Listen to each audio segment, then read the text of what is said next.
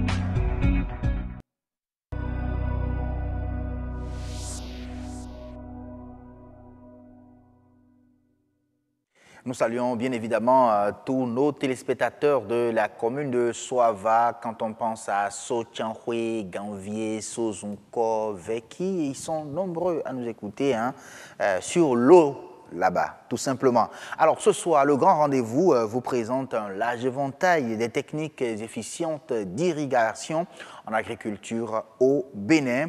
En santé, nous allons parler de la planification familiale avec l'implication des jeunes ambassadeurs pour la planification familiale au Bénin.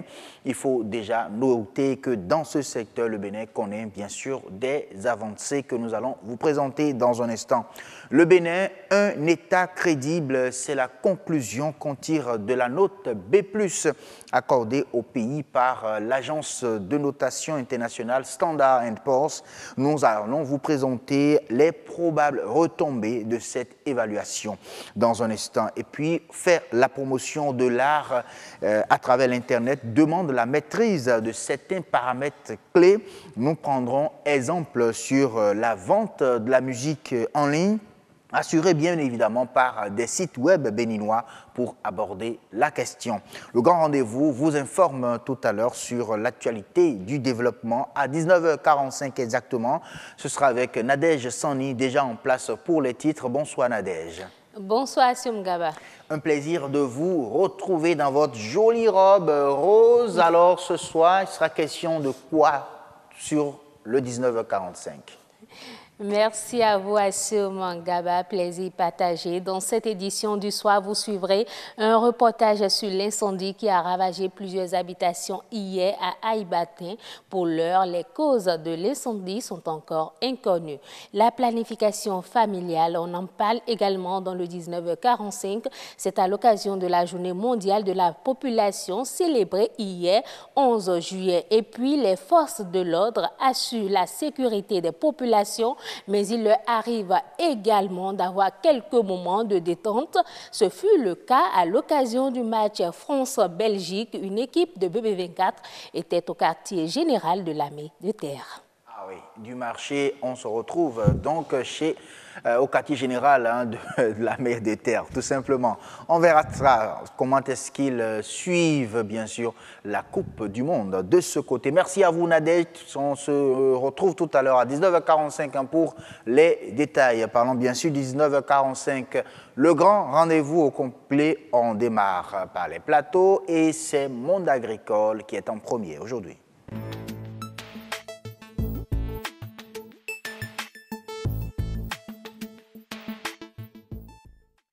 On a commencé par parler, bien sûr, d'irrigation depuis hier sur Monde agricole, du grand rendez-vous, bien sûr. Aujourd'hui, nous allons vous présenter un large éventail de ces techniques d'irrigation, des techniques efficientes, bien évidemment, en matière d'irrigation en agriculture au Bénin. On va suivre ce reportage signé Yasmine qui nous parle, qui nous présente, bien évidemment, les techniques d'agriculture. C'est bien sûr Gloria Oni, oui, à la présentation. Une nouvelle technique d'irrigation pas encore très connue sur le territoire. À l'intérieur de cette serre se développent des plants par la technique du goutte à goutte. Dans ce cas d'irrigation goutte à goutte, l'eau est déposée à la base de la plante. Donc cela ne touche pas les feuilles. Donc cela diminue considérablement les maladies cryptogamiques. Deuxièmement, l'eau est utilisée de manière très rationnelle. C'est exactement la quantité et d'eau dont la plante a besoin qui lui est apportée. Mais malheureusement, c'est un système qui est très onéreux, ça coûte très cher. Ce système a l'avantage de faire économiser de l'eau aux producteurs. Cette nouvelle technique d'irrigation vient soulager les maraîchers qui saluent la trouvaille. Le système goutte à goutte permet de vaquer à d'autres occupations alors que les plants sont en train d'être arrosés. On n'est pas obligé de traîner les tuyaux d'eau. Avec le système goutte à goutte, on utilise moins d'eau. Les maladies liées aux plants s'affaiblissent et on y gagne en temps. Les avantages sont plus d'un. Les producteurs pourront désormais bénéficier d'un bon rendement pour leur culture. C'est carrément une habitation. Ça a coûté vraiment cher, c'est un dispositif de 7 mètres sur 7. Cela nous est revenu à 500 000, c'est un peu cher. Mais il faut mettre tous les dispositifs, n'est-ce pas, tout ce qu'il faut pour avoir de bonnes récoltes, pour avoir un bon rendement. Le goutte à goutte, encore appelé l'irrigation localisée, est adapté aux zones arides et contribue à une meilleure gestion de l'eau. Merci à vous, Gloria Oni, pour ce reportage en plateau. Nous avons le Dr Bena Ahamide, il est ingénieur agronome, enseignant à la faculté des sciences agronomiques de l'université d'Abomey-Calavi. Vous êtes également maître de conférence CAMES en hydraulique agricole. Merci beaucoup d'être là une fois encore ce soir. Merci. Notre compagnie, bonsoir Estelle Pazou. Bonsoir Rassim Gaba. Joli sourire ce soir. Ah oui. Je l'ai accentué quand j'en ai parlé. Mais nous parlons ce soir de gestion d'eau, toujours en agriculture. C'est la suite et il sera question aujourd'hui de présenter beaucoup plus ces techniques d'irrigation. Oui, comme vous le dites si bien, on en a parlé hier, on a évoqué quelques techniques d'irrigation, mais il en reste encore, M. Bernard Hamidé, et on va commencer par citer quelques-unes. D'accord. Merci. Et d'entrée de jeu, je vous remercie de m'avoir invité pour une deuxième fois. Et l'irrigation peut être classée en deux grandes catégories, comme je l'avais dit hier. L'irrigation sous pression et l'irrigation gravitaire ou l'irrigation de surface. Donc l'irrigation sous pression, il y a la micro-irrigation et il y a l'irrigation par aspersion. Maintenant, cette fois-ci, je vais parler de l'irrigation de surface, l'irrigation gravitaire, qui à son tour est divisée en trois techniques. Okay. Nous avons l'irrigation par submersion, où l'ensemble de la parcelle est divisé en des casiers, où on inonde le sol par une lame d'eau, et c'est une technique qui est appropriée à la culture du riz inondé. Okay. Ensuite, nous avons l'irrigation par sillon, ou par infiltration, hein, et cette technique, c'est des cultures qui aiment le butage, des billons. Donc, l'eau circule à travers les sillons et les cultures occupent les billons. Nous avons maintenant la technique d'irrigation par ruissellement, où on fait des diguettes, des planches, et on fait ruisseler de l'eau sur le sol. C'est une technique qui est appropriée pour les cultures de couverture. Par exemple, ceux qui font l'élevage et qui ont des cultures comme le alfalfa, les cultures pour la nourriture des animaux. Des animaux. Ouais, le pâturage, pour arroser le pâturage. C'est une technique qui est très, très développée aux États-Unis parce que des individus ont un grand nombre de bêtes à nourrir. Donc, ils ne laissent pas les bêtes en divagation comme nous on le fait parce qu'actuellement encore, on a de l'espace. Mais vous voyez les accidents qu'ils ont eu à cause de la divagation, ce que ça a donné comme conséquence. Donc, c'est ce que je peux dire par là. Voilà. Est-ce qu'on peut dire qu'à chaque culture, sa technique d'irrigation? Bon, et ça m'amène à parler des critères. Premièrement, quand on veut mettre en place un système d'irrigation, oui, il faut voir la topographie du terrain. La topographie, et savoir, parce qu'il faut tout chercher à jouir de la pente du terrain, ça pour pouvoir faire favoriser l'irrigation gravitaire ou l'irrigation de surface. Donc, et aussi pour l'irrigation sous pression, quand l'eau est fournie de la hauteur vers le bas, la circulation de l'eau, il y a un regain de pression dans la tuyauterie. Donc ça veut dire la topographie. La deuxième condition, c'est la culture, le type de culture. Il y a certaines cultures qui aiment avoir leurs feuilles mouillées. Donc on parle d'irrigation sur frondaison. Okay. Il y a des cultures qui n'aiment pas avoir leurs feuilles mouillées. Donc on parle d'irrigation sous frondaison. Par exemple, la tomate. Hein? La tomate n'aime pas? N'aime pas. Hein? La tomate n'aime pas quoi? Qu'on arrose les feuilles? Oui. On arrose les feuilles? Les feuilles. Quand on les arrose, il faut aller traiter. Okay. Sinon, c'est les maladies cryptogamiques dont on a parlé. Monsieur Robert Deguénon. Donc, après ça, il y a, après la topographie, après le type de culture, hein, parce qu'avec le type de culture, vous allez savoir quels sont ses besoins. Chaque culture a ses besoins et qui va avec l'environnement dans lequel nous nous situons. Après ça, nous avons maintenant le type de sol. Est-ce que nous sommes sur un sol léger, un sol moyen, un sol lourd? Et selon le type de sol, par exemple, l'irrigation gravitaire ne peut pas se réaliser sur un sol léger. Sur un sol léger, toute l'eau va s'infiltrer vers Qu'est-ce qu'on appelle d'abord un sol léger? Un sol léger, c'est un sol sableux. Okay. Oui, et ça veut dire que toute l'eau, il y a une descente verticale vers le sol. Et ça ne continue pas. Mais on constate que nos maraîchers aiment beaucoup plus les sols légers et font du maraîchage. Et les techniques d'irrigation, c'est souvent par arrosage, par aspersion. Oui, mais c'est pour cela qu'ils améliorent la capacité du sol à garder de l'eau en apportant du compost. Les viandes de volaille, bouse de vache, ces éléments amènent des particules fines au sol et c'est ça qui permet au sol de pouvoir garder de l'eau. Mais malgré cela, une bonne partie se perd. C'est pour ça qu'ils arrosent matin, midi, soir. Le sol ne garde pas l'eau. Le sol léger ne garde pas l'eau. Est-ce que c'est pour cette raison-là que les maraîchers font également des planches? Non, les planches, oui, les planches, c'est pour pouvoir favoriser le développement aisé du système racinaire. Okay. Oui. Et maintenant, ils améliorent le sol en apportant de la matière organique qui permet de pouvoir fixer même les éléments nutritifs, l'eau, tout ça là. C'est à cause de ça qu'ils essaient de faire ça.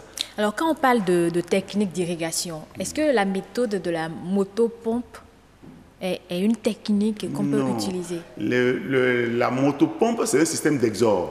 Ça apporte de l'eau. Par exemple, lorsque le niveau de l'eau est plus bas que le niveau d'utilisation, il faut un système d'exorde pour amener l'eau en hauteur pour pouvoir l'utiliser. Bon, vous prenez l'eau d'un puits. Qu'est-ce que vous pouvez faire? Vous ne pouvez pas aspirer. Non, il faut forcément un système de pompage pour ramener l'eau en surface et pouvoir l'utiliser, soit dans un bassin ou... Bon, ça dépend de la technique. Il arrive aussi que les périmètres agricoles soient installés juste à côté de rivières ou de flaques d'eau. Oui. Comment, avec cet exemple-là, comment bénéficier de la proximité avec la rivière ou avec... Oui, bon, et là, si le niveau de l'eau dans la rivière est plus haut, donc on aura une prise facile gravitairement qui ira vers, il suffit de faire une tranchée et l'eau vient vers la parcelle. Donc, or, si la source d'eau est éloignée du lieu d'utilisation, il faut une canalisation qui aura un coût, il faut une tuyauterie qui aussi va demander un coût. Donc, plus la source d'eau est éloignée, plus ça demande de l'argent pour pouvoir drainer l'eau de la source vers le lieu d'utilisation. Oui. Donc, et pour ce qui est des critères, il y a aussi l'eau disponible. Il faut qu'il y ait l'eau disponible. Et le dernier élément, c'est la capacité de l'exploitant, la capacité financière. Okay. Et c'est par rapport à ça que vous allez lui proposer, et en tenant compte des autres critères, vous lui dites, bon, je te propose ceci, et pourquoi pas tel autre. Donc, tout un ensemble à prendre en compte dans le choix de la technique d'irrigation. Oui. Alors, finalement, est-ce que l'irrigation permet d'économiser l'eau?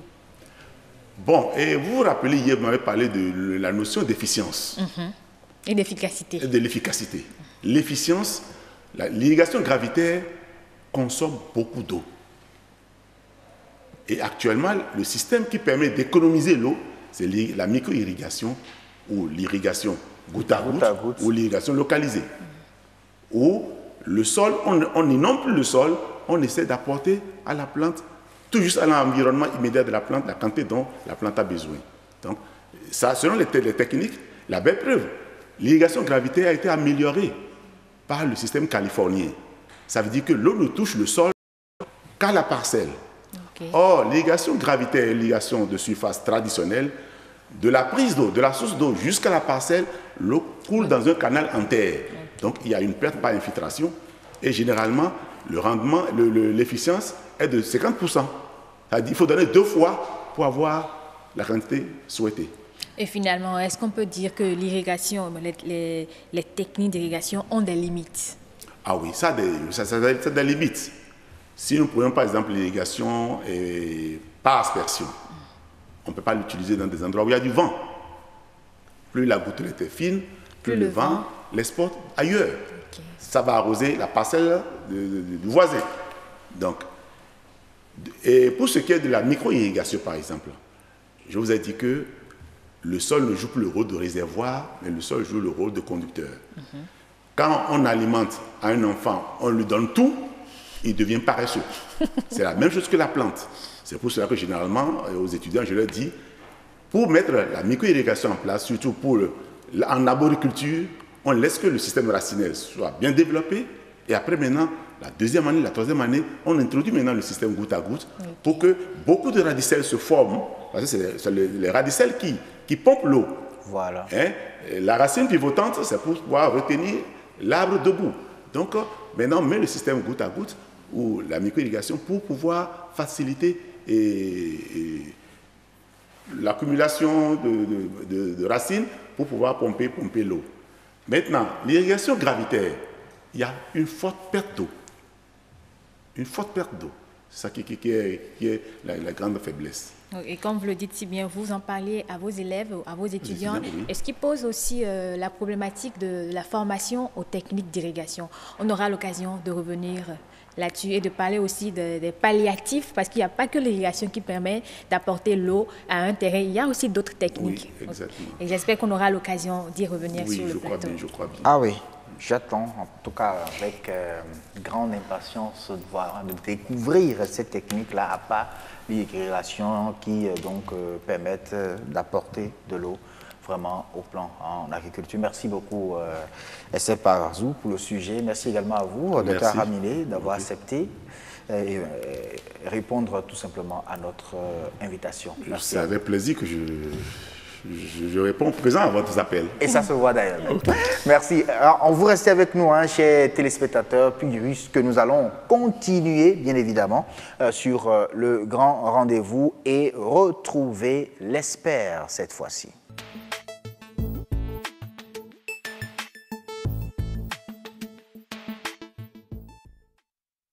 Le Bénin, un État crédible, c'est la conclusion qu'on peut donc tirer de la note B+ accordée au Bénin par l'agence de notation internationale Standard & Poor's.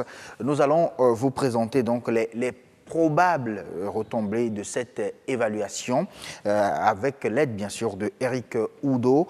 Il est financier, président, fondateur du think tank Génération des Vigilants. Bonsoir. Bonsoir. Merci d'avoir accepté notre invitation. Alors, je le disais, le Bénin, on a codé, voilà,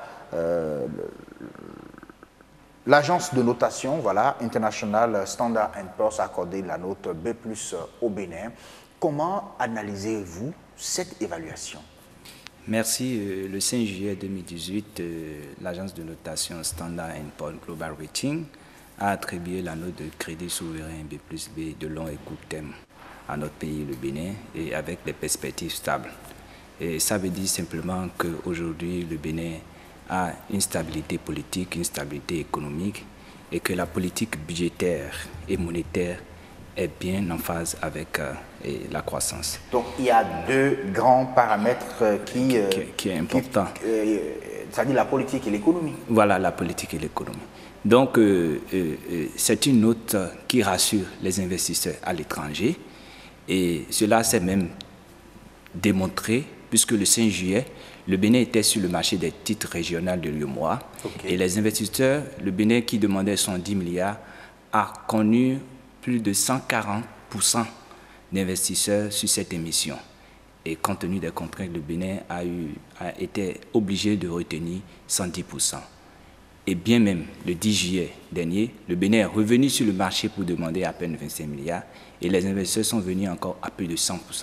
Ça veut donc dire que cette note attribuée au Bénin, qui le met dans le peloton des pays de l'UEMOA, après la Côte d'Ivoire et le Sénégal, permet aujourd'hui à tous les investisseurs étrangers de s'intéresser davantage au Bénin.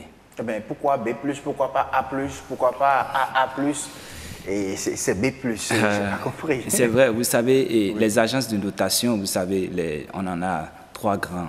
Et un peu dans le monde entier. Et puis, on a 2 qui sont des agences américaines, Standard & Poor's et Fitch, et puis l'autre.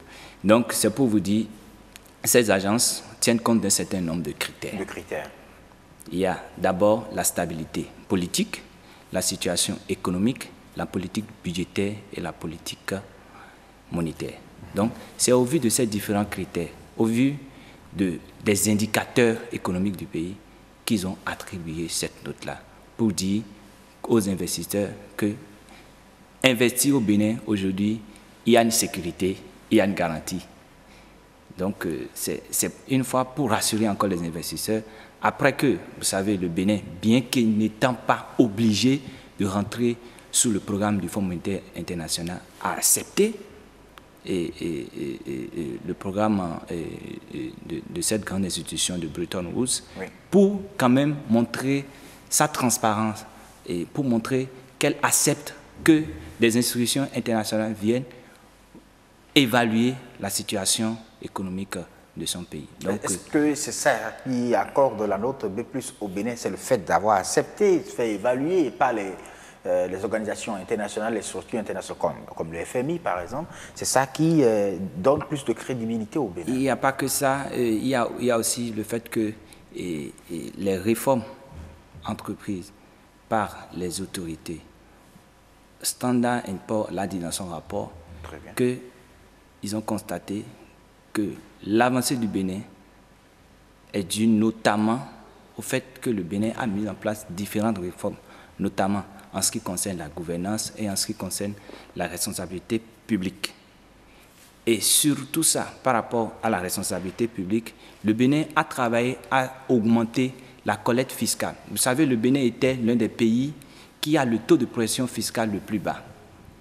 Et vous savez, dans tout pays aujourd'hui, les institutions internationales recommandent à ce qu'on augmente les recettes intérieures. Et pour augmenter les recettes intérieures, pour un pays à revenu essentiellement fiscal, il faut nécessairement augmenter le taux de pression fiscale. On a un taux de pression fiscale le plus bas de l'UEMOA. Donc, cette reconnaissance du fait des efforts du Bénin prouve une fois de plus que le Bénin est sur la bonne voie. Vous voyez un peu. Alors, donc, et pour vous dire, déjà, au 31 décembre 2017, le Bénin était le premier pays de l'UEMOA à connaître le taux de croissance le plus élevé des recettes. Et c'était à... C'était autour de 19%. 19%. Voilà, oui. Alors, est-ce que c'est cela qui justifie, en fait, les différentes tasses qui ont augmenté et qui ont été vraiment mises en application également au Bénin? Vous savez, dans un pays aussi, lorsque vous voulez limiter votre endettement, vous êtes obligé de mettre la pression à l'intérieur pour collecter davantage de ressources. Parce que Standard & Poor's l'a dit dans son rapport qu'à l'horizon 2021, le Bénin voudrait avoir un taux d'endettement autour de 50%. Si vous voulez avoir un taux d'endettement autour de 50%, vous êtes obligé de travailler à ce que vos recettes arrivent à couvrir vos dépenses.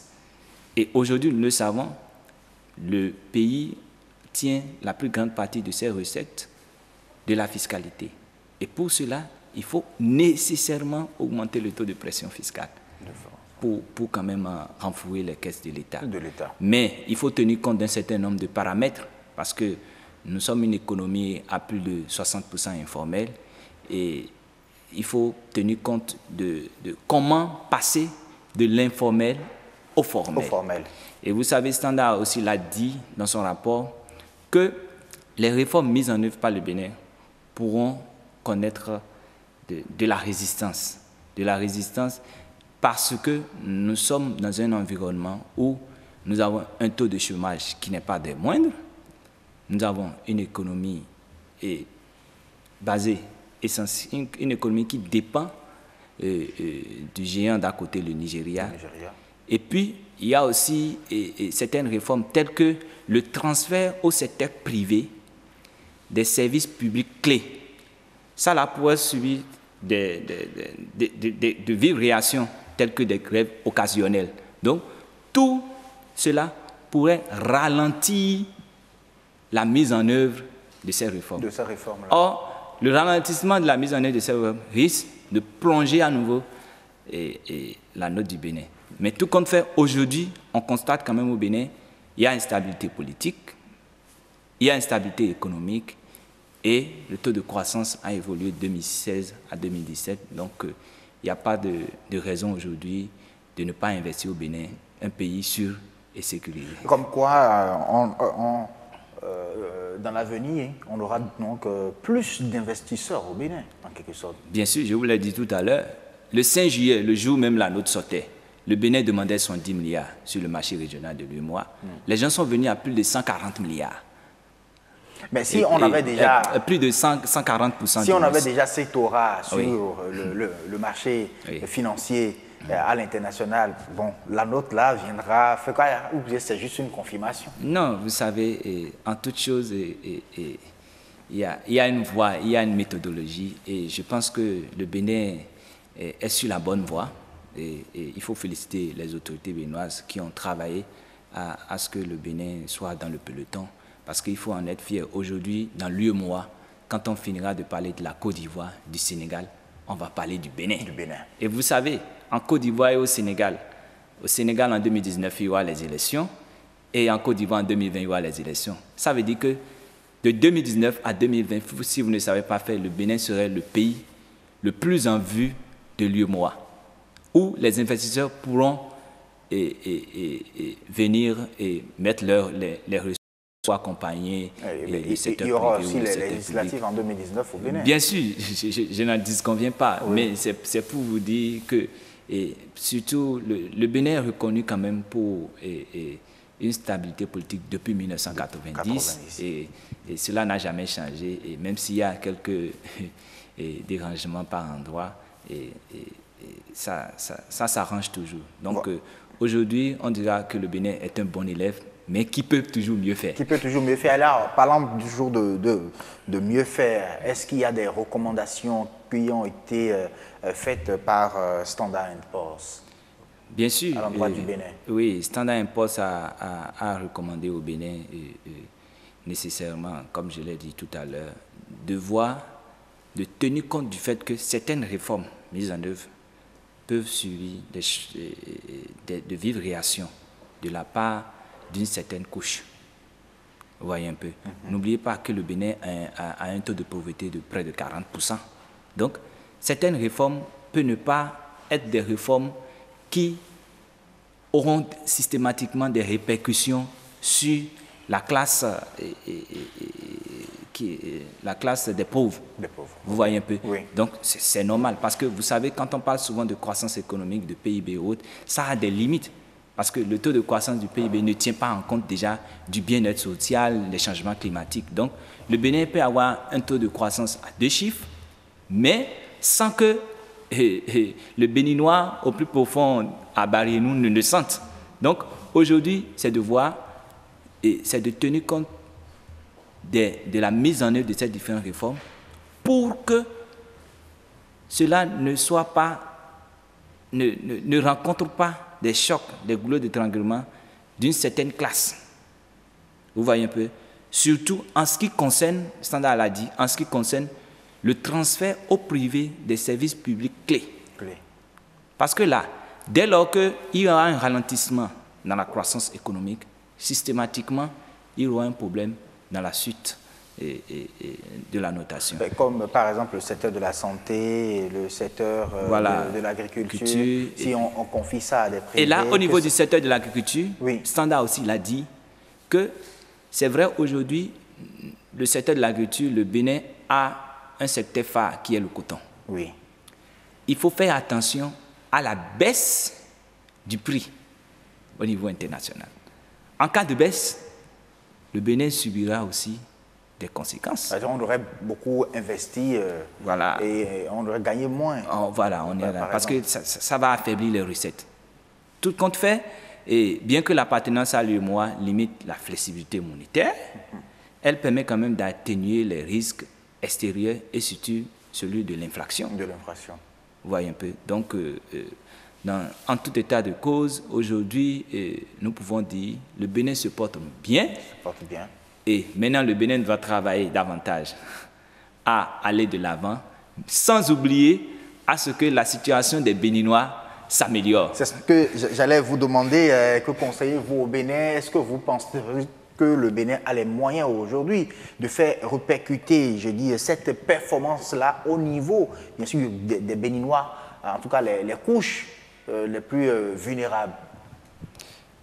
Bien sûr, vous savez, c'est tellement délicat quand vous êtes dans une économie où vous avez un taux de pauvreté de près de 40%. Et cela vous amène beaucoup à réfléchir. Je pense qu'il faut déjà quand même féliciter les autorités béninoises parce que c'est bien lorsque vous êtes dans un pays où toutes les actions de ce pays sont axées autour d'un programme. Ça veut dire qu'il existe une feuille de route, on sait ce qu'on doit faire et on sait à quel niveau on est. Donc, aujourd'hui, il est question de savoir, d'évaluer dans le temps, au fur et à mesure, si la mise en œuvre de ces différentes actions touche le plus grand nombre. Parce que vous savez, la particularité des décideurs, lorsqu'ils sont au pouvoir, ils prennent des décisions et mettent en œuvre des politiques publiques qui répondent à des besoins à court terme, sans réfléchir à leur cohérence avec le long terme. Donc, parfois, suite à la pression de la population, on met en place des mesures pour répondre à des exigences à court terme. Sans oublier qu'à long terme, nous aurons beaucoup de... C'est pourquoi aujourd'hui, les Nations Unies, on parle de développement durable. Donc, c'est pour dire que le Bénin doit travailler davantage à ce que les différentes politiques mises en place soient en relation avec une bonne santé économique et financière, et que cela ait une répercussion sur la vie au quotidien de ces hommes. Mais ce n'est toujours pas évident. Vous savez, les économistes l'ont dit toujours, ce n'est toujours pas évident. Mais je pense que les autorités béninoises font un travail pour en arriver là. Et de toutes les façons, pour passer de l'informel au formel, vous devez subir nécessairement des conséquences. Des conséquences. Ça, vous ne pouvez pas en échapper. Donc il y a donc beaucoup de sacrifices à faire. Il y a beaucoup de sacrifices à faire. Parce tant que, au niveau des autorités qu'au niveau des populations voilà, également. parce que certains agents économiques qui n'étaient pas dans le système formel sont obligés maintenant de passer là. Ils n'étaient pas habitués à décaisser un certain montant pour le paiement du fisc et autres. Donc, aujourd'hui, on leur impose cela. Ce ne serait pas de leur goût. Facile. Mais ils sont obligés d'y aller parce que, qu'on le veuille ou pas, nous devons améliorer le taux de pression fiscale parce que nos recettes dépendent essentiellement de la fiscalité. On n'a pas le choix. Merci beaucoup à vous, Éric Oudot. Je rappelle que vous êtes financier, vous êtes le président fondateur du think tank Génération des Vigilants. On aura bien sûr le temps de parler de cette organisation-là, du think tank et de la Génération des Vigilants, si vous voulez bien. Bien sûr, il n'y a pas de Allez, problème. merci beaucoup à vous et à très très bientôt. La suite du grand rendez-vous, ce sera avec les culturels. Nous allons parler aujourd'hui de la promotion de l'art en ligne. Horizon Culture.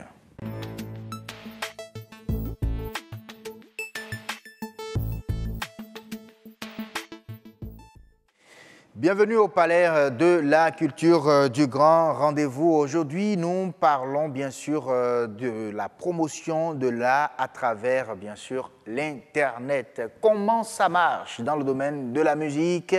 C'est Yasmine Damanta qui nous en parle à travers donc, ce reportage. Toutes les chansons qui sortent n'ont pas d'identifiant. Donc, qu'on joue sur ces chaînes de télé ou ces radios, et ça rapporte rien. Chaque année, des milliers de chansons s'offrent au public. Avec l'avènement du format MP3, la diffusion des sons devient plus facile. Avec Internet, l'artiste peut toucher des milliers d'audimates et par la même occasion se faire de l'argent. Juste le produit MP3 que vous envoyez en ligne, donc il n'y a pas de support à ajouter, vous dépensez moins et vous gagnez beaucoup plus. Donc la vente en ligne, je pense que c'est le commerce je dirais pas du futur parce qu'on est déjà dans le futur. C'est le commerce actuel, c'est dans ça qu'il faut se mettre. Donc toutes les personnes qui hésitent encore, je pense qu'elles perdent beaucoup de choses. Quand l'artiste met sa chanson en ligne, l'artiste a une présentation en temps réel de ses royalties, c'est-à-dire que quand c'est déjà défini au niveau des plateformes comme iTunes, comme YouTube, VO, toutes ces plateformes, de façon systématique au niveau de nos ordinateurs, il a la possibilité de voir en temps réel qu'est-ce qu'il gagne, qui achète quoi, où est-ce qu'on achète. Et c'est pas seulement acheter l'album, il y a aussi ce qu'on appelle le streaming, c'est le fait d'écouter cette chanson peut lui rapporter de l'argent. La qualité que vous pouvez avoir sur les sites de téléchargement, ça peut être meilleur, parce que déjà un CD c'est une qualité de 44, 100, je parle un peu technique en termes d'échantillonnage, 16 bits, alors que vous pouvez avoir des sons haute définition sur les plateformes comme HD Tracks où vous pouvez avoir des sons achetés en haute définition. Pour y parvenir, l'artiste doit accepter les clauses du site hébergeur. À Volume Cup, un contrat en bonne et due forme est lu et accepté par l'artiste avant diffusion. Quand vous mettez votre chanson en ligne, évidemment, après les ventes, Volume Cup reverse à l'artiste les parts qui lui reviennent. Maintenant, c'est dans le contrat, c'est stipulé dans le contrat qu'il y a entre l'artiste ou le producteur de la chanson et Volume Cup. Donc exactement le pourcentage qui est dans le contrat, on reverse à l'artiste. Mais quoi qu'il en soit, l'artiste gagne beaucoup plus que Volume Cup. Vous allez vers les personnes qui ont leur site internet et ils vous soumettent bien sûr un formulaire qui est une sorte de contrat de prestation de service. Eux, ils vendent votre son pour vous, votre instrumental ou votre son pour vous.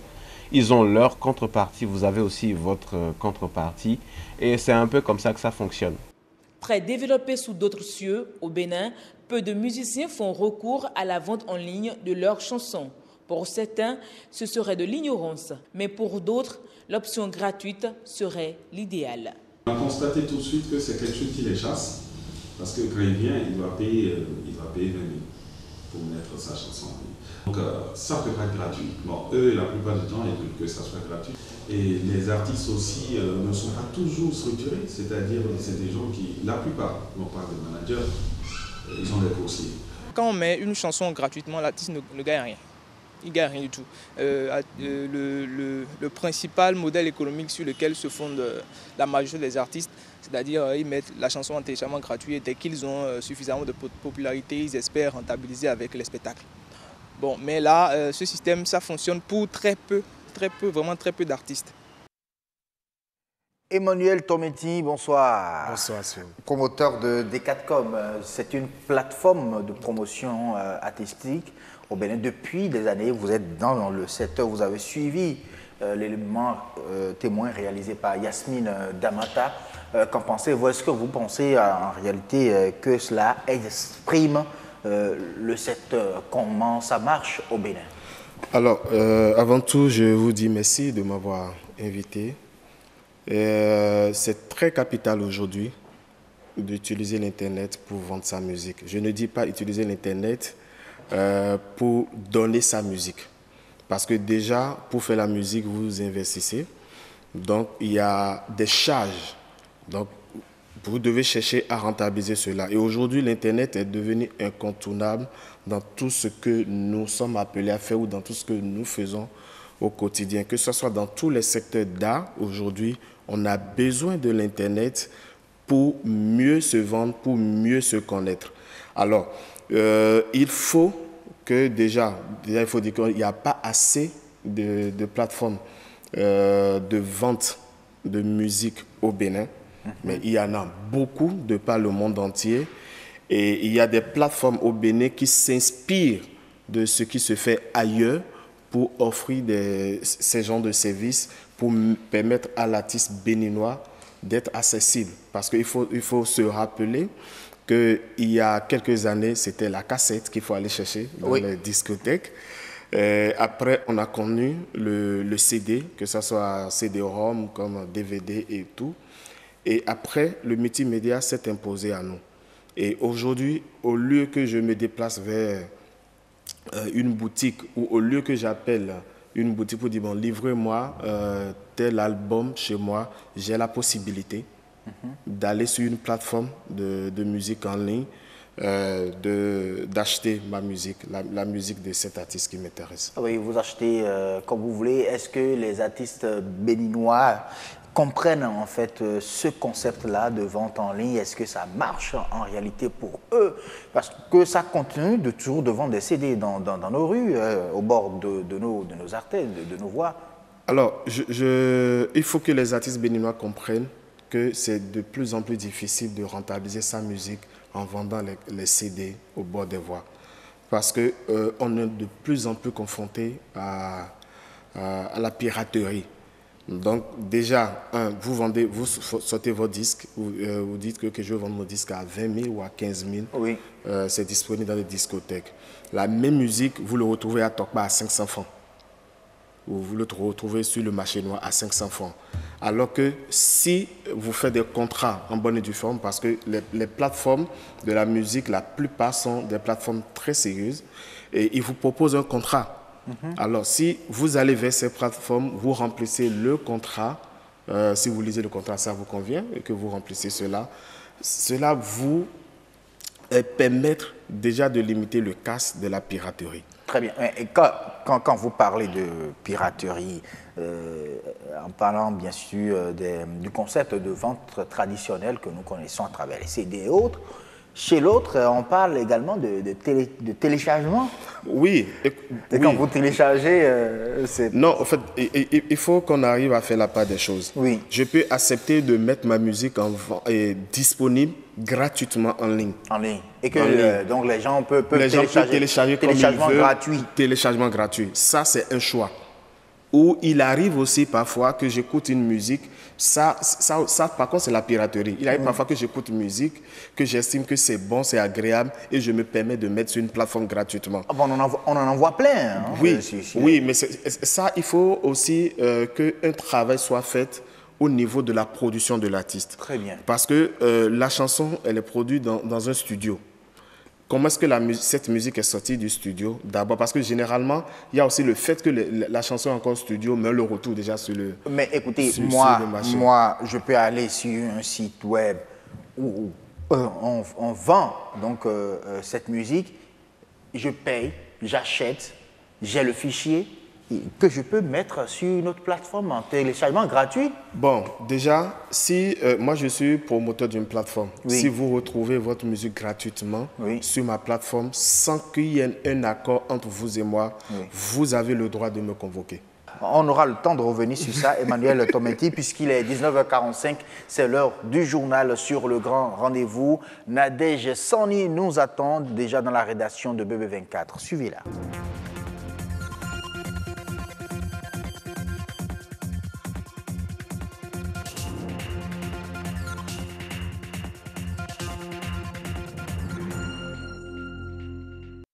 Bonsoir à tous, bienvenue dans ce journal.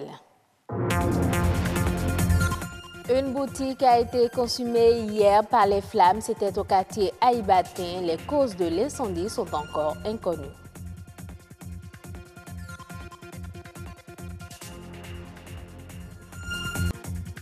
L'implication des hommes dans la planification familiale était le sujet principal de la journée mondiale de la population. Mais au-delà, doit-on s'inquiéter de l'explosion démographique en Afrique? BB24 s'est intéressé à la question.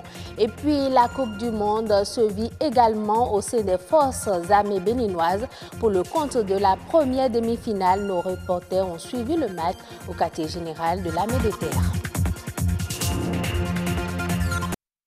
Haïbatin, un quartier situé en plein centre de Cotonou, a été le spectacle d'un incendie hier après-midi. Une boutique entièrement a été consumée par les flammes. Jusqu'ici, les causes de l'incendie sont encore inconnues. Rodrigue Blondoumé, Lazare Migrant, Marcel Arrossi. Il sonnait 13h ce mercredi à Cotonou. Le feu venait de dicter sa loi au quartier Haïbatin. Toute une boutique complètement consumée par les flammes. Des dégâts matériels sont enregistrés. Je rends grâce au Seigneur Jésus-Christ qui a permis que moi-même je ne sais pas incendier mon enfant. J'ai installé, je vendais déjà. J'ai mon argent déjà tout dedans. J'ai senti la fumée. Je ne sais pas d'où la fumée venait. Je ne sais pas, j'ai disjoncté mon compteur. J'ai vu qu'il y avait déjà des flammes de feu. J'ai commencé à prendre du sable pour éteindre ça. J'ai appelé les gens au secours. On a commencé à éteindre du sable avec ça. Ça n'allait pas. Les gens appellent les sapeurs-pompiers, sont arrivés. C'était déjà trop tard. Ce matin, j'ai vendu qu'il y avait au moins plus de 150 000 francs dedans. Les marchandises que j'ai déjà avec un jeu de 6 millions comme ça. Le feu a ravagé presque tout sur son passage malgré la descente des sapeurs-pompiers. Néanmoins, les riverains ont pu, dans la mesure du possible, apporter leur assistance aux sinistrés. On appelait les sapeurs-pompiers, ils ne venaient pas. Donc nous avons passé au moins une trentaine de minutes, voire 1 heure de secours local. Ce que je peux appeler secours local, c'est-à-dire nous nous sommes mis à l'œuvre au charbon et on a commencé par prendre de l'eau pour éteindre ce feu qui nous dépassait.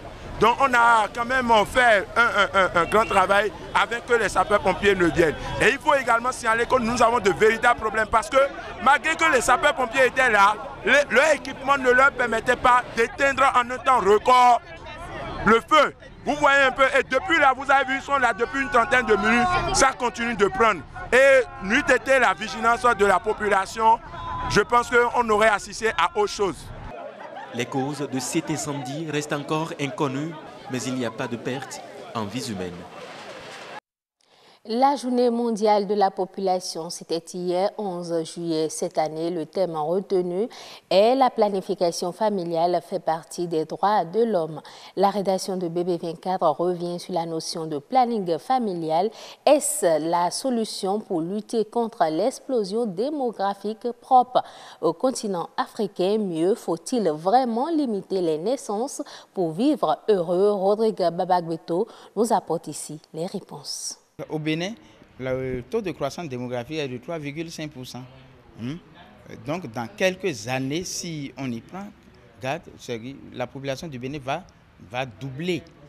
Et cela pourrait être pareil dans le monde entier. La planète gagne environ 89 millions d'habitants par an.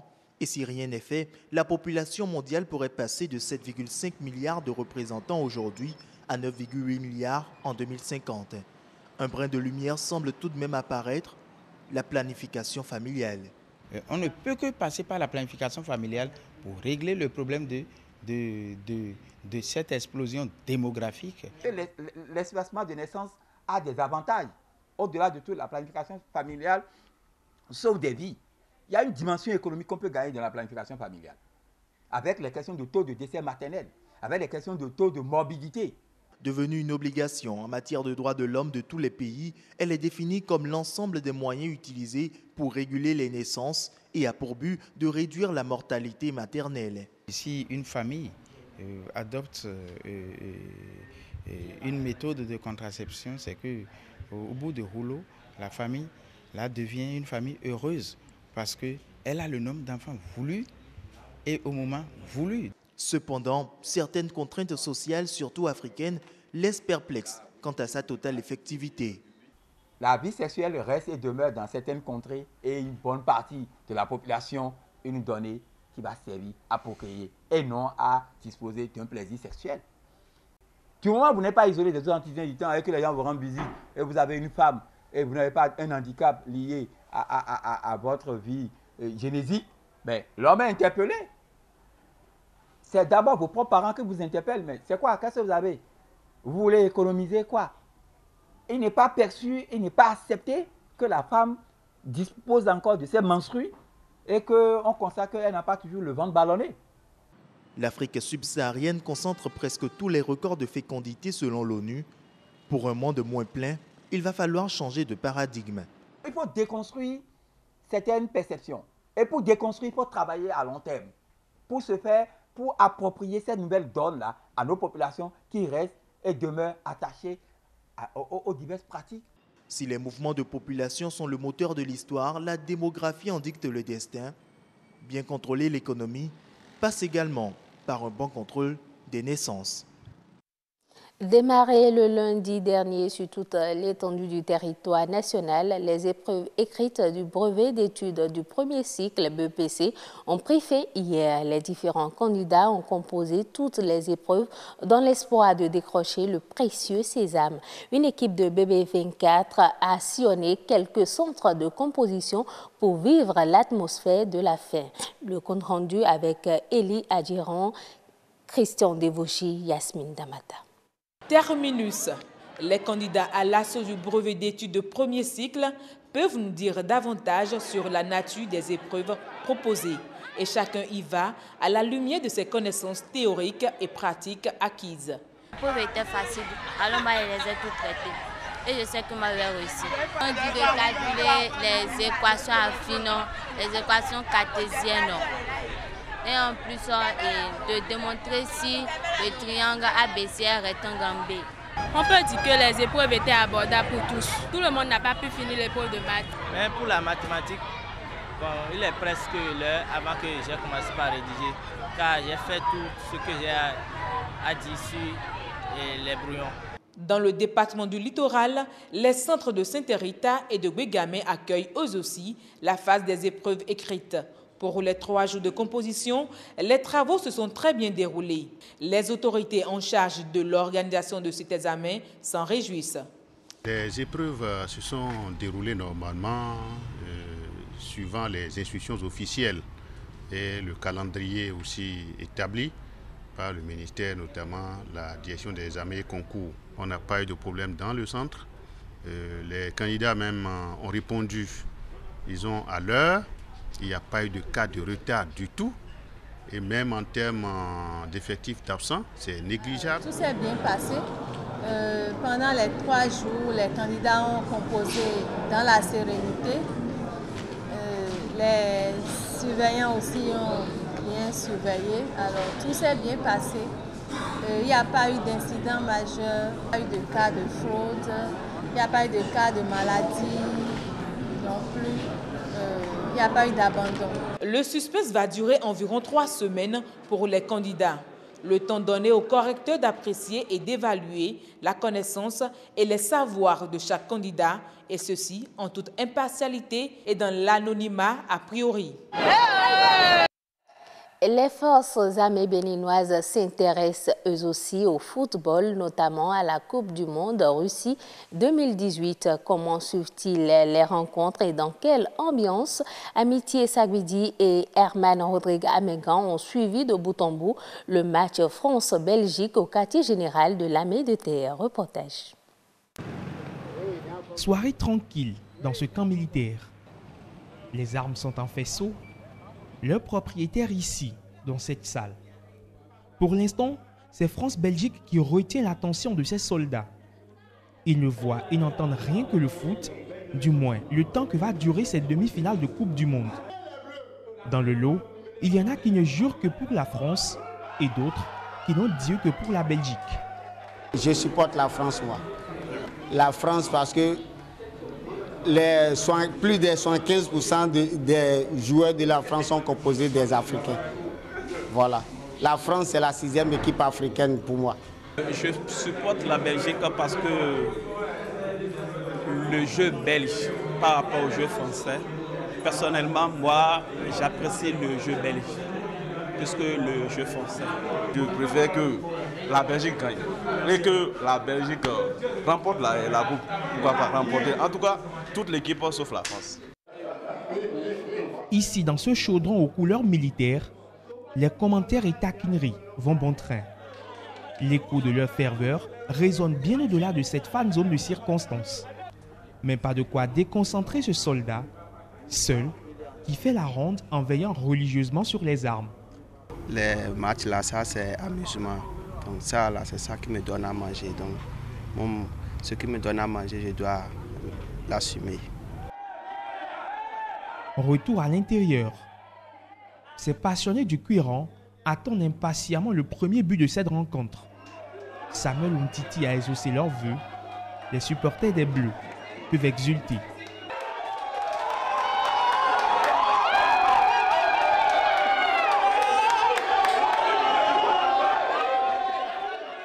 Un but, l'unique de la partie, suffit pour expédier la France en finale, au grand bonheur des soldats, au cœur bleu. Je suis très contente. Je sais que quoi qu'on soit le problème, c'est la France qui va prendre la coupe. La victoire savourée après cette partie de plaisir, place au travail. Ils rompent le faisceau.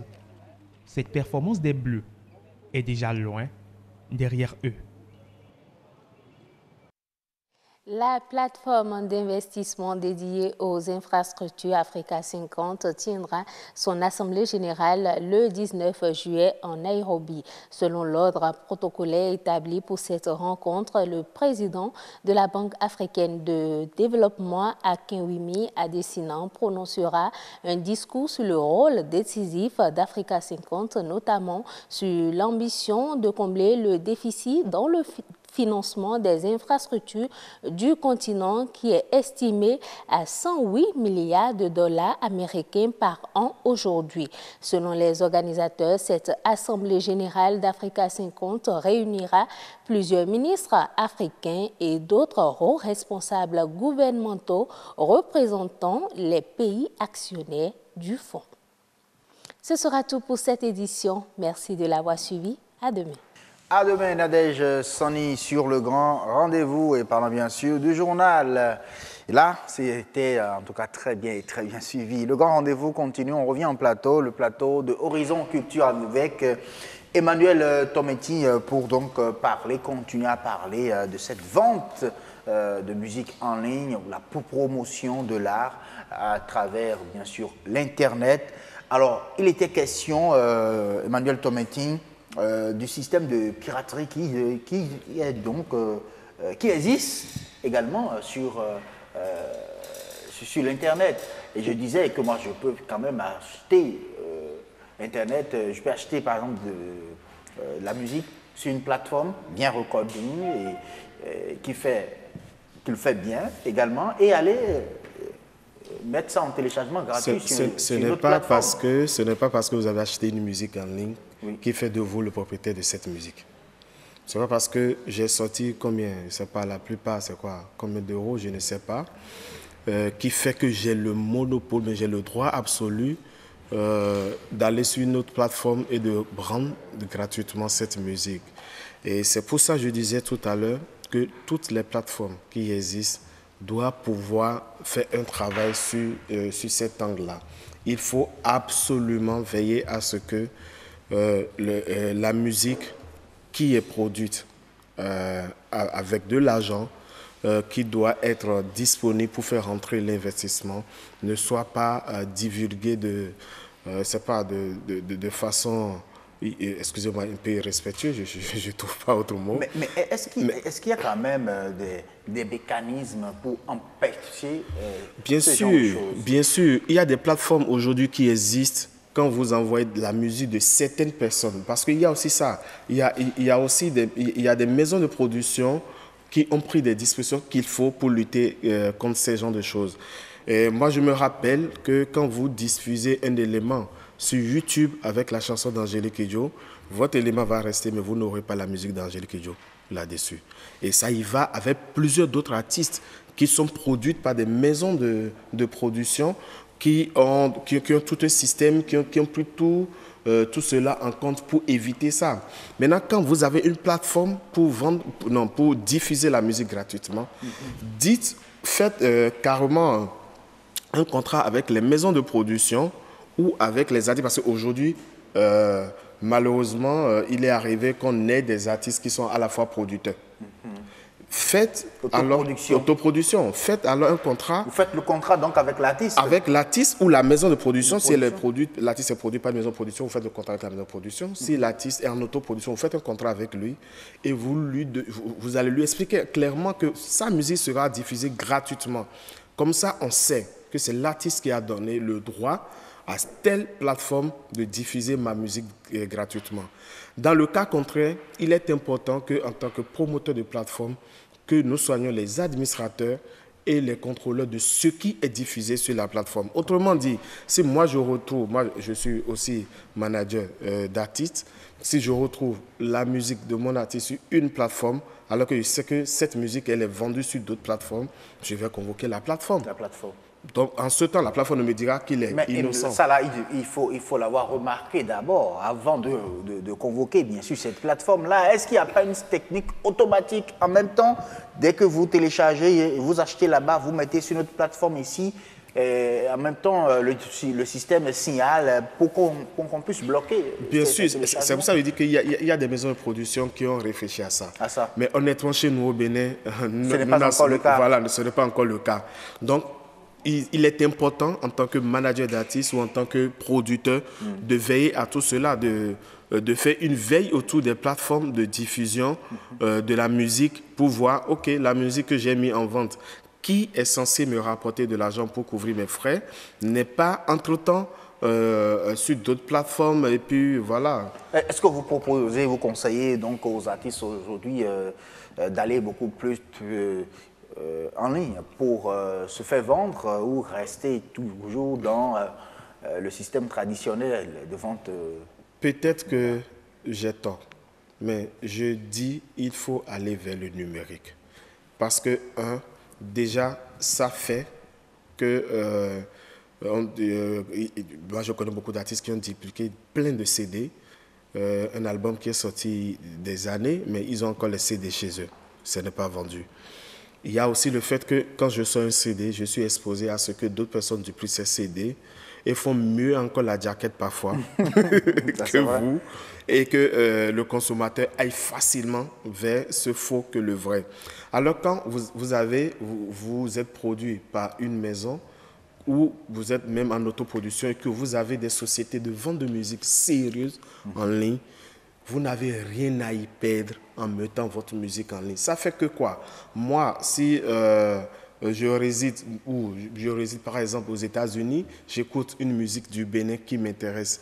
Au lieu de passer par un ami qui peut acheter, qui peut m'envoyer, ou au lieu de chercher à comment acquérir cette musique, avec ma carte bancaire, j'achète facilement. Simplement.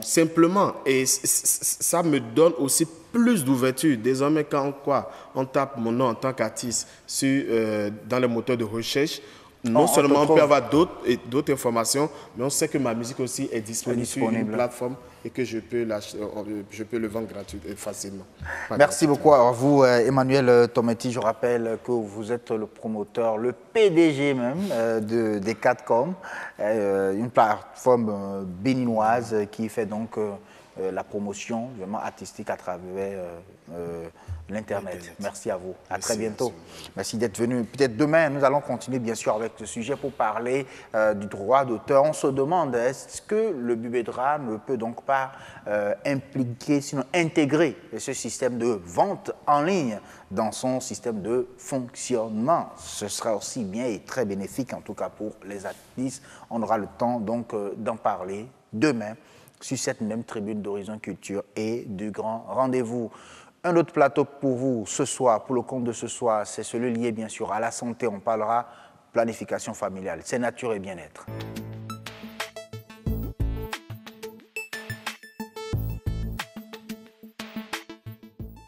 Ça parle planification aujourd'hui, planification familiale, bien évidemment, avec l'implication des jeunes ambassadeurs pour la planification familiale au Bénin.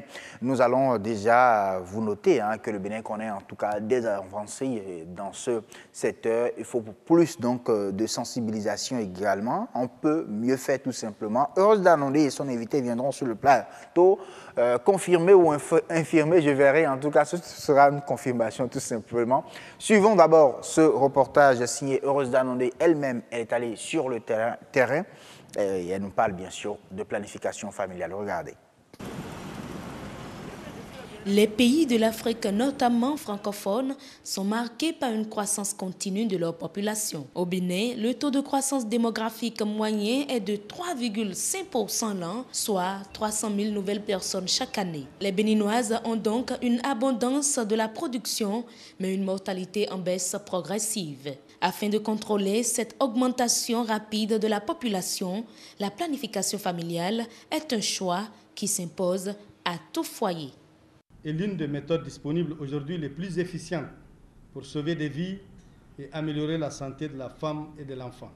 Il y a un lien direct entre la capacité d'une femme à planifier sa famille, espacer ses grossesses et accoucher sans risque et sa capacité à s'instruire, travailler en dehors du foyer, soutenir sa famille et participer pleinement à la vie de sa communauté.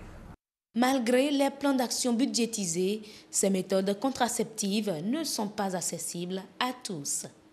Au niveau régional, en moyenne, une femme sur 4 n'a pas accès aux utiles de contraception et l'on enregistre près de 998 décès pour 100 000 naissances vivantes, un chiffre trop élevé.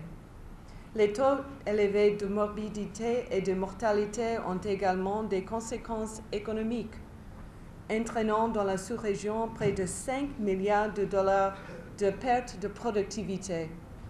Il y a effectivement lieu pour tous les acteurs que nous sommes de réfléchir sur cette question et de travailler le cas échéant à réduire les gaps existants. Face à la situation, la présente réunion est d'une importance capitale. Les représentants des pays du partenariat de Ouagadougou décident d'accélérer les actions afin de satisfaire tous les besoins de planification familiale non couverts, ceci avec le soutien des bailleurs de fonds. En ce qui concerne l'Organisation ouest-africaine de la santé, dans l'accomplissement de sa mission, elle a ces dernières années apporté des appuis multiformes aux États membres, surtout le financement des plans d'action de repositionnement de la planification familiale dans les États à hauteur de 8 milliards 500 millions de francs CFA. En tant que bailleur de fonds dans le secteur de la santé, le gouvernement des États-Unis et les autres partenaires s'engagent à ouvrir davantage pour une meilleure coordination avec ses pairs en ce qui concerne le soutien à apporter aux pays signataires du partenariat de Ouagadougou afin de contribuer à l'atteinte des objectifs de cette importante initiative. Et l'objectif commun aux 9 pays signataires du partenariat de Ouagadougou est d'atteindre 1 million de nouvelles utilisatrices de méthodes contraceptives à la fin de cette année.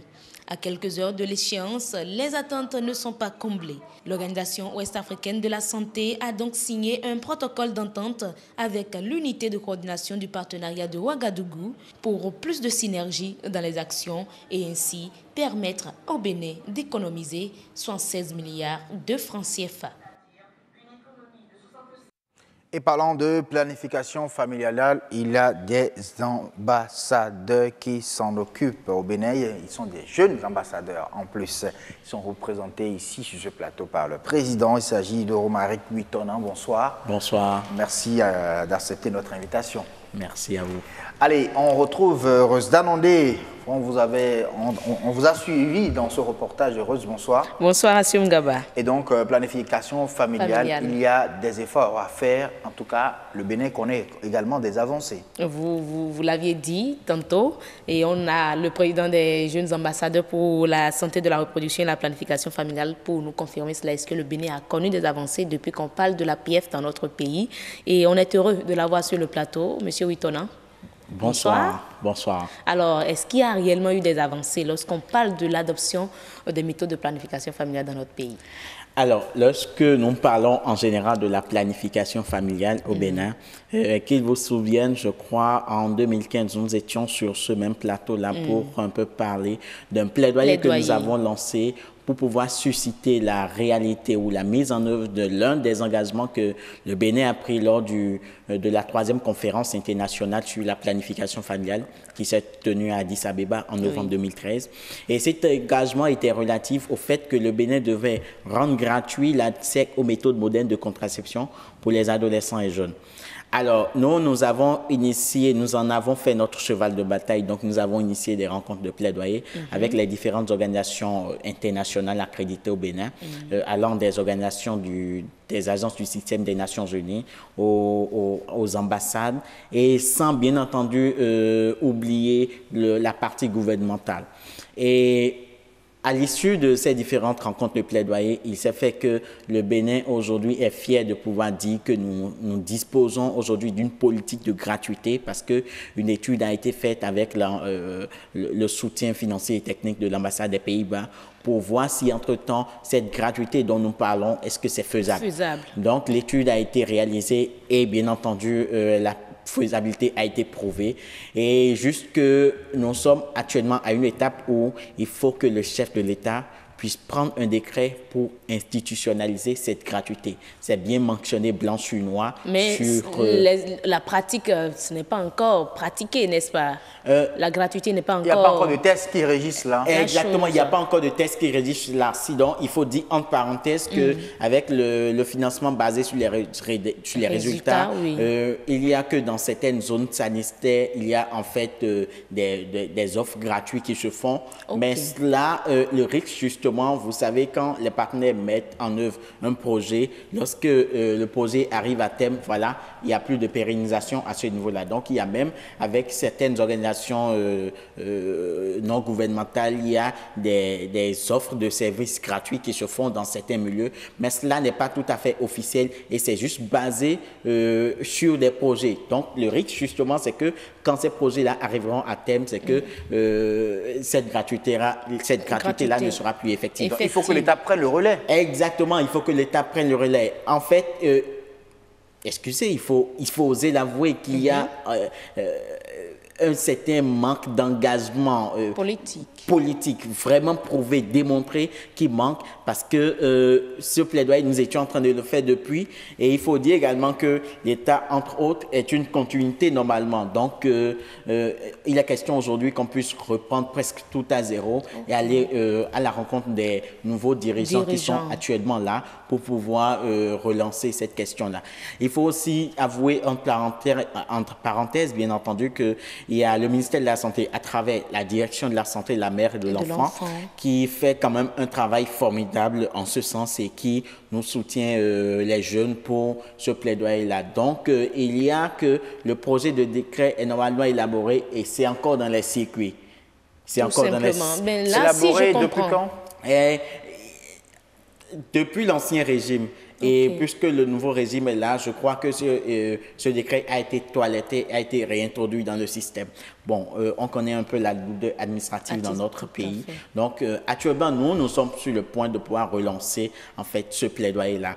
Et pour viser exceptionnellement l'autorité, le chef de l'État lui-même, à travers cette campagne que nous sommes en train de lancer. On va en venir tout à l'heure, mais vous avez donné un peu l'avis de ce qui se fait au niveau des autorités et tout. Il y a encore un manque d'une volonté politique au niveau national. Oui. Mais au niveau des populations, de ceux-là qui sont concernés, surtout ces femmes-là, est-ce qu'il y a cette volonté d'adopter les méthodes contraceptives? Alors, la volonté, elle est là, mais elle est cachée. Elle est cachée pour plusieurs raisons. Vous savez que nous sommes dans un milieu où l'homme a plus d'autorité, presque toute l'autorité dans sa famille. Donc, du coup, avant que la femme n'aille aller se mettre sous une méthode de contraception... Elle demande l'avis du mari. Exactement. Et il y a assez de stéréotypes, il y a assez d'idées reçues. D'idées reçues, voilà, sur la question où on dit, voilà... Et selon vous, ces idées reçues, bon, c'est faux? Non, ce n'est pas que c'est tout à fait faux. Mais en réalité, les méthodes de contraception, c'est tout comme tout autre médicament. Lorsque vous n'arrivez pas à respecter les prescriptions, lorsque vous arrivez à faire une overdose, par exemple, du paracétamol, vous allez en avoir un peu comme Naomi de l'autre côté dont on parle. Voilà, donc en fait, ce ne sont que des effets secondaires. Et lorsqu'il y a en fait ces effets secondaires, en fait, il faut dire également, permettez-moi d'ouvrir l'autre parenthèse, à savoir que dans la communauté, la planification familiale, les gens considèrent cela en fait comme voilà les pains qu'on distribue, parce que normalement, avant de se mettre sous une méthode, il faut faire ce qu'on appelle le counseling. Il faut aller dans un centre référé pour avoir des conseils. Exactement, et être en liaison avec un spécialiste de la chose. Donc, du coup, ce qui se passe beaucoup plus, c'est quoi? C'est que, parce que il y a l'autre dame à côté, ma voisine, qui a adopté telle méthode, voilà, moi-même, je vais là-bas, je dis, voilà, c'est ça, je veux prendre, et puis... Ça ne marche pas sur tout le monde. Exactement, donc, il n'y a que chaque organisme, et ça ne répond pas à tous les organismes, donc, c'est au travers de ce counseling-là, ces conseils-là, qu'on arrive à savoir, voilà, on parle de clarification, bien entendu, où le client arrive à choisir en fonction de son organisme, bien entendu, la méthode qui devait pouvoir lui convenir. Donc, il faut dire, bien entendu, le besoin est là. Le besoin est là. Mais pour d'autres raisons dont je viens de parler, bien entendu, à savoir surtout que les propre femmes à notre culture aussi. Exactement, surtout propre à notre culture. Il y a également les pesanteurs socioculturels, les barrières religieuses. Et là aussi, il faut dire que le Bénin a fait un gros effort en ce sens, à savoir que le Bénin dispose aujourd'hui d'une plateforme des leaders religieux qui sont engagés pour la cause de la planification familiale. Ça a été lancé, si mes souvenirs sont bons, l'année dernière, en 2017, en janvier 2017 normalement. Et cette plateforme-là essaie quand même de contribuer aux réunions nationales et autres là, et essaie aussi... quand on prend le côté musulman, le côté protestant et autres, là, ils font quand même l'effort de pouvoir partager l'information. Là, on peut parler d'avancée alors. Exactement. Mais est-ce que vous avez quelques chiffres que vous pouvez partager avec nous lorsqu'on parle toujours de l'adoption de ces méthodes dans notre pays? Il faut dire d'abord que d'après les résultats du 4e recensement général de la population et de l'habitat, le Bénin est estimé à 10 8 749 d'habitants et presque 33% de cette population a entre 10 et 24 ans. C'est dit alors là que la population béninoise a suffisamment de jeunes qu'il faut mettre en valeur. Et il y a que lorsque nous faisons également un taux au niveau du taux de prévalence contraceptive. Nous attendons la prochaine enquête démographique de santé pour nous donner en fait les chiffres officiels. Sinon, d'après l'ancienne de 2011, nous sommes encore à moins de 2 chiffres. Nous sommes autour de 7,8%. Mais quand même, il y a des enquêtes préliminaires, intermédiaires, j'allais dire, des enquêtes comme l'enquête MINX et autres qui nous envoient déjà à 12% et autres. Là, voilà. Donc on attend bien entendu la prochaine enquête pour pouvoir avoir des chiffres beaucoup plus officiels pour savoir où est-ce qu'on en est, est-ce qu'on avance ou on recule. Mais de toute façon, on a avancé. On a avancé, bien sûr. Malgré tout. Mais il faut déjà dire, dans le cadre de la Journée mondiale de la population, le thème retenu, c'est l'accès, je crois bien, aux méthodes de planification familiale, un droit humain. On en fait aujourd'hui un droit. Oui. Un droit. Est-ce que, mais dans notre pays, les conditions sont réellement réunies pour que les populations puissent réclamer l'adoption d'une méthode contraceptive comme un droit? Exactement. Il faut dire honnêtement que toutes les conditions ne sont pas encore réunies pour pouvoir prétendre que voilà, au Bénin, l'accès aux méthodes modernes de contraception est un droit. Il nous faut encore faire plusieurs autres efforts tels que la disponibilité des services. Par exemple, exactement. L'heure de la signature du décret a sonné, monsieur le chef de l'État. Exactement. Voilà en fait le titre de notre prochaine campagne que nous lançons même officiellement déjà. Donc on souhaite rencontrer le chef de l'État lui-même en personne pour pouvoir aider ensemble la jeunesse à pouvoir mieux se porter. Parce que peu importe que nous parlions d'entrepreneuriat, que nous parlons d'investissement, etc., quand la jeunesse ne se porte pas bien, vous comprenez... C'est la santé d'abord. Exactement, la santé, tout à fait. Merci beaucoup à vous, Romaric Guitonan. Je rappelle que vous êtes le président des jeunes ambassadeurs pour la planification familiale. Merci, Rose Danondé. C'est moi. Pour le sujet et très bonne célébration à vous. Merci beaucoup. Un autre peut-être grand rendez-vous pour parler plus amplement de ce plaidoyer-là. L'heure a sonné, l'heure de la signature du décret a sonné. Exactement, nous restons disponibles. L'heure a sonné, vraiment. On va sonner l'heure avec vous. Merci beaucoup. Merci beaucoup. C'est 2024. Alors, informons-nous davantage sur le grand rendez-vous, tout simplement en allant sur la toile. C'est l'actu web.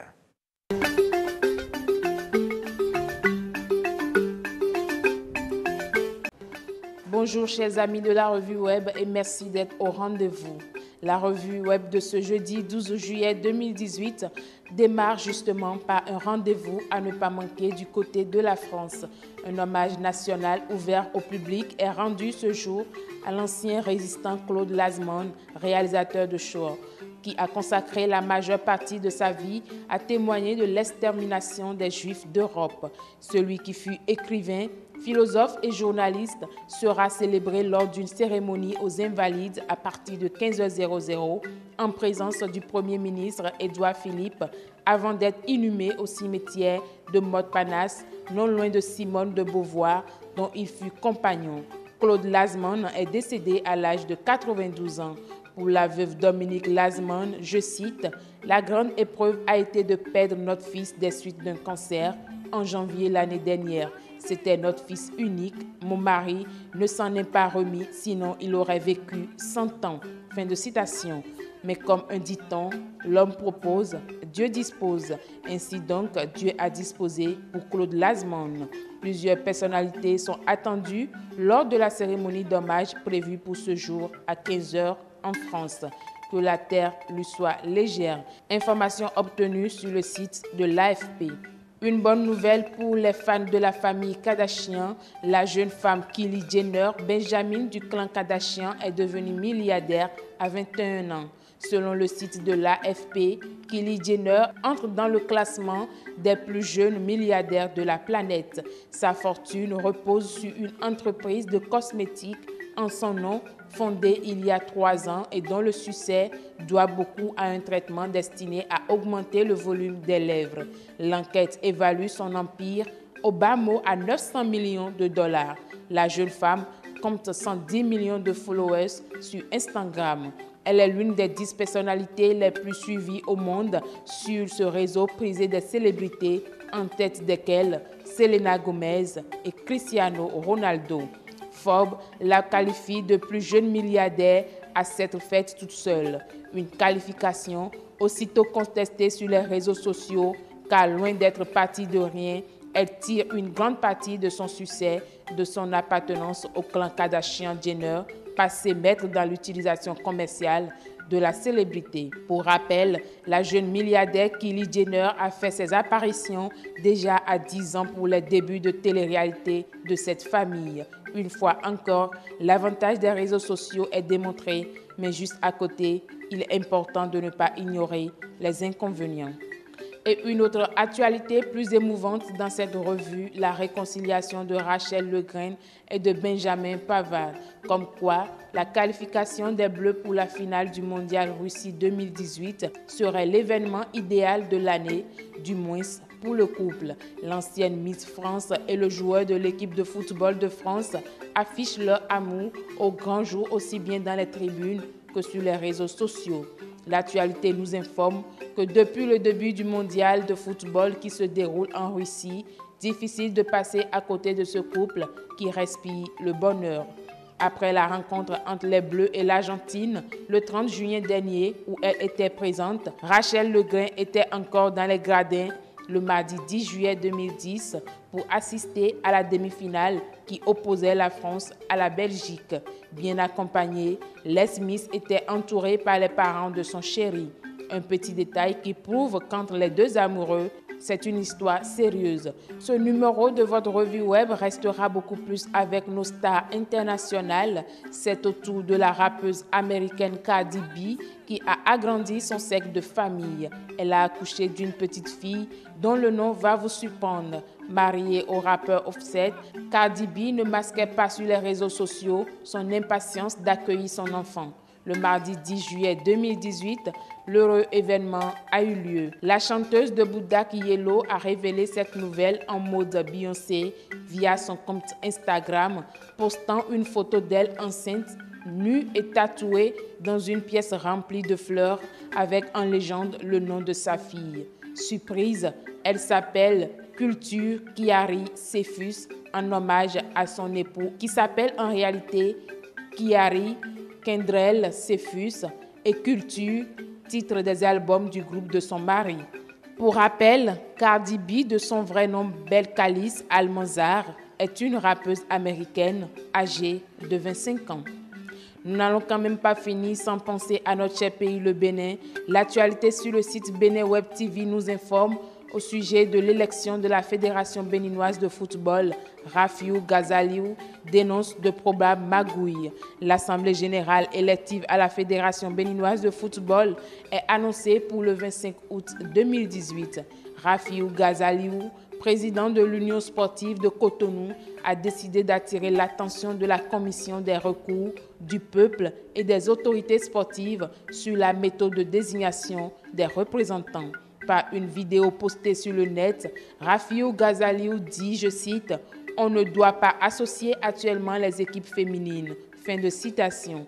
Il précise qu'il faudra attendre après les élections pour mettre en application les nouveaux tests. Des nouveaux tests que seule la Fédération béninoise de football pourra nous expliquer.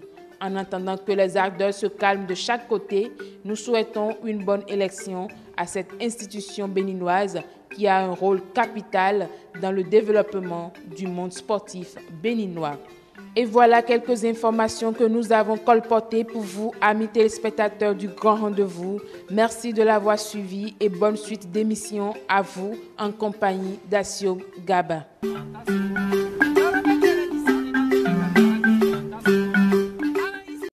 Oui, merci beaucoup à vous, Marcel Gbetoro, pour l'actu web.